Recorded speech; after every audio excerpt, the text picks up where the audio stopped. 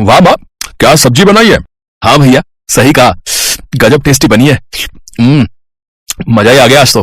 अरे अब बस भी करो, इतने साल हो गए तुम लोगों को मेरे हाथ का खाना खाते हुए, और ये भी पता नहीं चला तुम्हें कि आज सब्जी मैंने नहीं पल्लवी ने बनाई है। हैं? पल्लवी ने? अरे वाह, सच में कमाल कर दिया बहन तूने तो। अपने भाइयों से तारीफ सुनकर पल्लवी भी खुश हो गई। ममता के तीनों बच्चों में पल्लवी सबसे छोटी थी। ममता का बड़ा बेटा सुरेश एक कंपनी में क्लर्क का काम करता था, जबकि छोटा बेटा रमेश एक शोरूम में सेल्समैन की नौकरी करता था, जबकि पल्लवी अभी 12वीं क्लास में पढ़ रही थी। पति की मौत के बाद ममता ने अपने तीनों बच्चों को बड़ी ही मेहनत से पढ़ाया, और अब पल्लवी के दोनों भाई अच्छा कमाने भी लगे थे।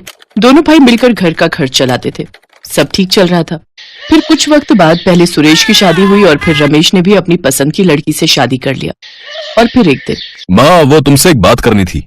हाँ बोल ना बेटा। माँ वो एक बात बहुत दिन से मेरे मन में थी, आज सोच रहा हूँ कि बोल ही दूं आपसे। अरे इतना सोच क्या रहा है, बोल ना बेटा, मैं तेरी माँ हूँ, मुझसे अपने दिल की बात नहीं कहेगा तो भला किससे कहेगा। माँ अब तो रमेश की भी शादी हो गई है, तो तुम्हारे पास अब नई बहू आ गई है। वो ऐसा है माँ कि दीप्ति दिल्ली जाना चाहती है, कहती है कि वहां से ब्यूटिशियन का कोर्स करेगी और फिर कहीं नौकरी करेगी। अरे पर उसके लिए दिल्ली जाने की क्या जरूरत है, वो कोर्स तो वो यहाँ से भी हो सकता है ना। माँ उसका कहना है कि यहाँ आगे बढ़ने के मौके कम हैं, दिल्ली रहेंगे तो पैसा भी ज्यादा कमाएंगे और फिर सभी का स्टेटस बढ़ेगा। अच्छा, तो फिर कब सोचा है जाने का। बस इसी महीने के आखिर में, हमने सारी तैयारियां कर ली हैं। पहले अपनी पत्नी दीप्ति को कोर्स कराने के लिए सुरेश दिल्ली निकल गया, और फिर कुछ महीनों बाद ममता का छोटा बेटा भी ऐसा ही कुछ बोलकर अपनी पत्नी के साथ जयपुर शिफ्ट हो गया। अब घर में बस पल्लवी और ममता ही बचे थे। यूं ही वक्त गुजरा और फिर पल्लवी का कॉलेज खत्म होने को आया। वो खूब मेहनत से अपनी पढ़ाई भी करती थी और साथ ही साथ अपनी माँ का बहुत अच्छे से ख्याल भी रखती थी।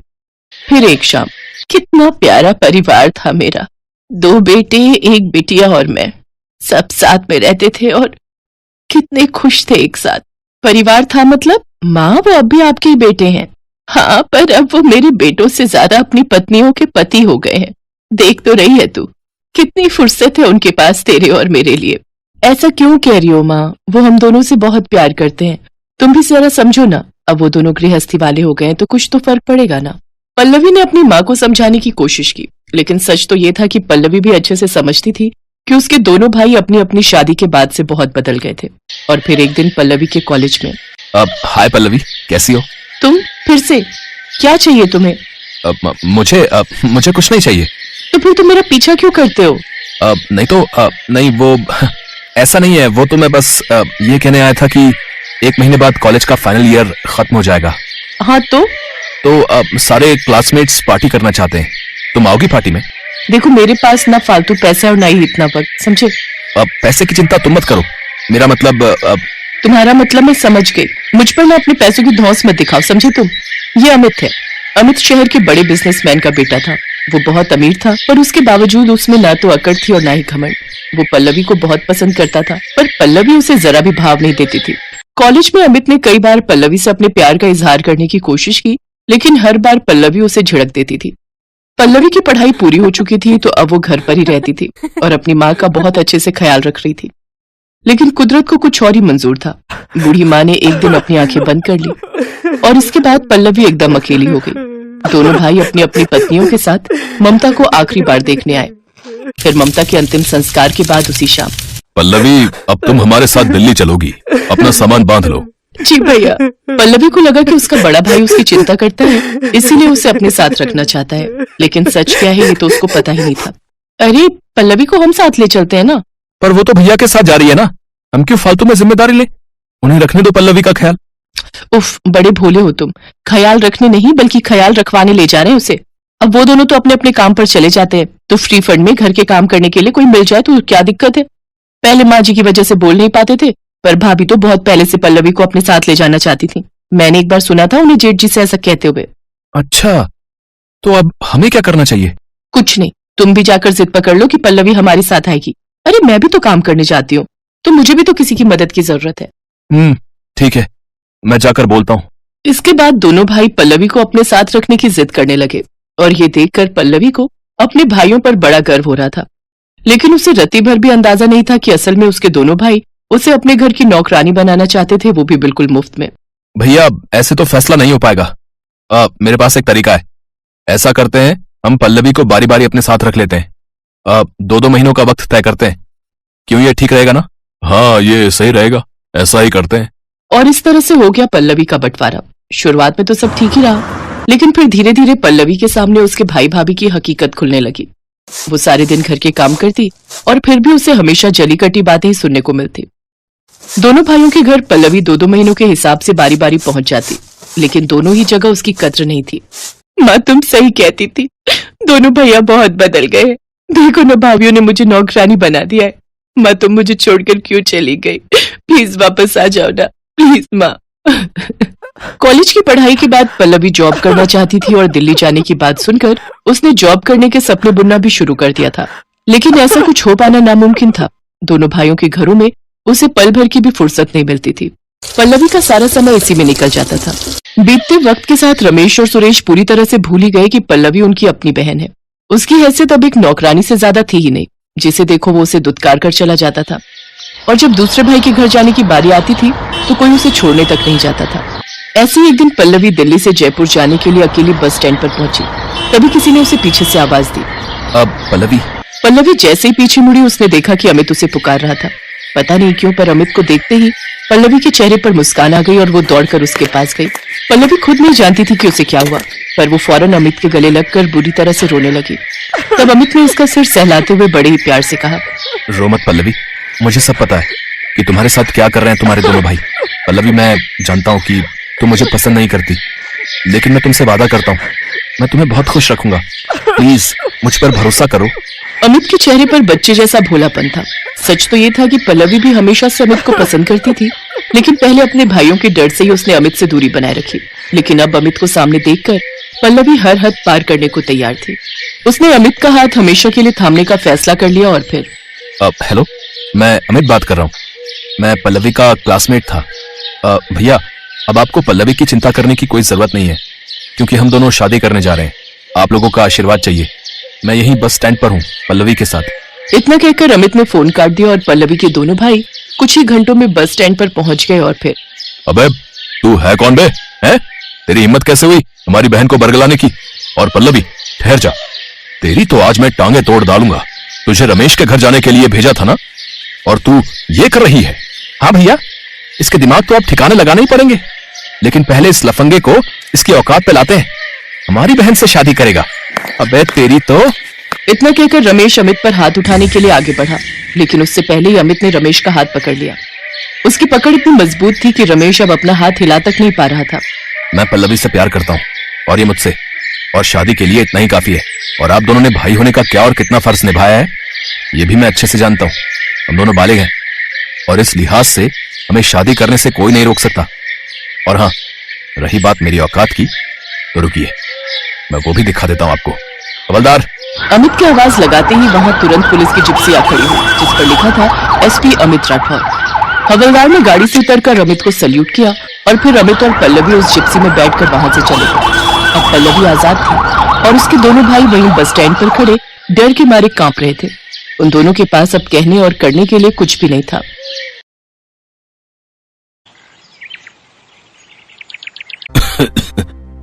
विष्णु, मेरे पास आओ बेटा। जी बाबूजी, मैं यहीं पर हूं आपके पास। एक दिन तो सबको जाना है, मेरा भी वक्त आ गया है। लक्ष्मी, तुम भी मेरे पास आकर बैठो बेटी। अब सुंदर कहाँ है? भैया रास्ते में है बाबूजी, बस पहुंचते ही होंगे। वो भी आ जाता तो ठीक रहता। तुम सबको एक जरूरी बात बतानी थी, कहीं उसके आने से पहले मेरे प्राण न निकल जाएं। ऐसा न कहिए पिताजी, आपको कुछ नहीं होगा। भैया भाभी बस आते ही होंगे। आएंगे, जरूर आएंगे वो, पर मेरे चले जाने के बाद और आते ही अपना हिस्सा मांगेंगे। अच्छे से जानता हूं उन दोनों को। तुम दोनों बहुत भोले हो और वो दोनों एक नंबर के चालाक। खैर, अब जो मैं बताने जा रहा हूं उसे ध्यान से सुनो। मैंने इस तरह बंसीलाल स्वर्ग सिधार गए और उनकी बात अधूरी ही रह गई। विष्णु और लक्ष्मी फूट फूट कर रोने लगे। बंसीलाल के दो बेटे थे। बड़े बेटे का नाम सुंदर और उसकी पत्नी मालती थी, जबकि विष्णु उनका छोटा बेटा था और उसकी पत्नी लक्ष्मी थी। बंसीलाल हमेशा से विष्णु के घर पर ही रहते थे। विष्णु और लक्ष्मी उनकी खूब सेवा करते थे, जबकि सुंदर और मालती को तो हमेशा से बस बंसीलाल की जमीन जायदाद से ही मतलब था। जैसा कि बंसीलाल ने कहा था, उनकी मौत के बाद सुंदर और मालती वहाँ पहुँचे। विष्णु, पिताजी चल बसे क्या? जी भैया, हम अनाथ हो गए भैया। बाबूजी नहीं रहे। अब कोई बात नहीं, हिम्मत रख भाई।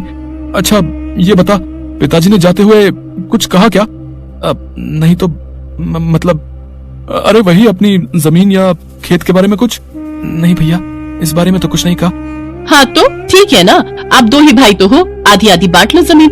भाभी, अभी पिताजी का देहांत हुआ है, ये सब बातें बाद में भी तो हो सकती है। हाँ, तो मैं कौन सा बिल्कुल अभी कागज पत्तर मांग रही हूँ। सुंदर और मालती एक नंबर के लालची थे। सुंदर बहुत पहले ही पैसे कमाने के चक्कर में शहर चला गया था और शहर में रहकर उसने अच्छा खासा पैसा भी कमा लिया था, जबकि विष्णु सिर्फ इसलिए गांव में रहा ताकि वो अपने पिता की देखभाल कर सके और खेती बाड़ी संभाल सके। इस तरह से सुंदर के मुकाबले विष्णु हमेशा से ही गरीब ही रहा। लेकिन इस बात का न तो विष्णु को कोई अफसोस था और न ही उसकी पत्नी लक्ष्मी को। दोनों ने मिलकर बंसीलाल का बहुत अच्छे से ख्याल रखा और उन्हें कभी कोई कमी नहीं होने दी। जबकि अमीर होने के बावजूद सुंदर और उसकी पत्नी मालती एक नंबर के कंजूस और लालची थे। उन्होंने जीते जी तो कभी बंसीलाल की सुध नहीं ली, लेकिन अब उनके देहांत के बाद अपना हिस्सा मांगने जरूर पहुंच गए थे। विष्णु, अब तो सारे काम निपट गए हैं और मेरी छुट्टी भी खत्म होने वाली है। तो आओ अब जरा बंटवारा कर लेते हैं। भैया, बंटवारा करना जरूरी है क्या? और नहीं तो क्या विष्णु भैया, आप तो रहते हो गांव में, अपनी जमीन की देखरेख कर ही लोगे, पर हम शहर से कहाँ आते रहेंगे बार बार? इतना टाइम थोड़ी ही होता है हमारे पास। अब बंटवारा हो जाए तो हम अपने हिस्से की जमीन बेचकर निश्चिंत हो जाए और फिर चले जाए वापस। भाभी, तो क्या गांव से कोई नाता नहीं रखोगी अब यहाँ गांव में है ही क्या लक्ष्मी? पहले पिताजी थे तो फिर भी आना जाना हो जाता था, अब क्या ही करना है यहाँ आकर? मालती और सुंदर ने जिद ठान ली थी कि बंटवारा तो होकर रहेगा। और फिर बंटवारे से ठीक एक दिन पहले, सुनो जी। हाँ बताओ। मेरे पास एक कमाल का आइडिया है। अगर हम कुछ ऐसा करें कि विष्णु अपनी जमीन भी हमें बेच दे तो कैसा रहेगा? और वो अपने हिस्से की जमीन हमें क्यों बेचेगा? और हम क्या करेंगे इतनी सारी जमीन का भाई? हम क्या करेंगे मतलब? अरे सारी जमीन बेच बाच कर शहर में बढ़िया घर और चमचमाती गाड़ी लेंगे और क्या। पर ऐसा होगा कैसे भाई?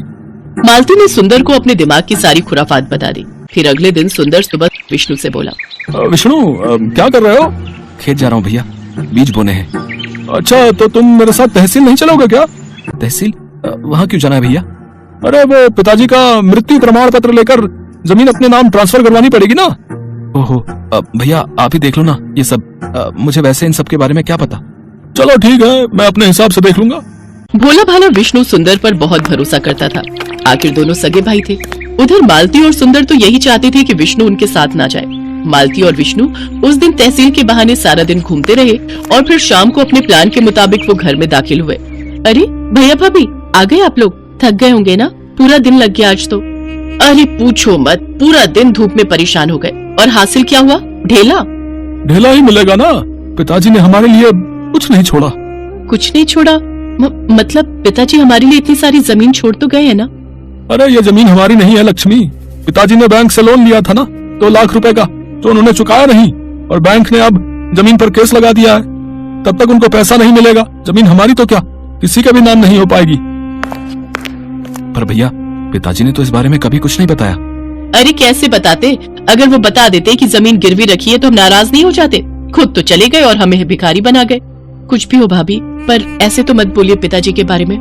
अरे तुम चुप रहो लक्ष्मी, ये देख रही हो, ये बैंक का नोटिस है। इसमें साफ साफ लिखा है कि अगर हमने 1 महीने के अंदर 4 लाख रुपए नहीं चुकाए तो वो खेत की जमीन के साथ साथ हमारे घरों पर भी कब्जा कर लेंगे। ये भगवान, अब हम क्या करेंगे भैया? अब तो बस एक ही तरीका है विष्णु, 2 लाख तुम दो, 2 लाख हम देते हैं और जमीन बचा लेते हैं। भैया लेकिन अब इतना पैसा तो नहीं है हमारे पास। विष्णु और लक्ष्मी सुंदर और मालती की चाल में फंस चुके थे।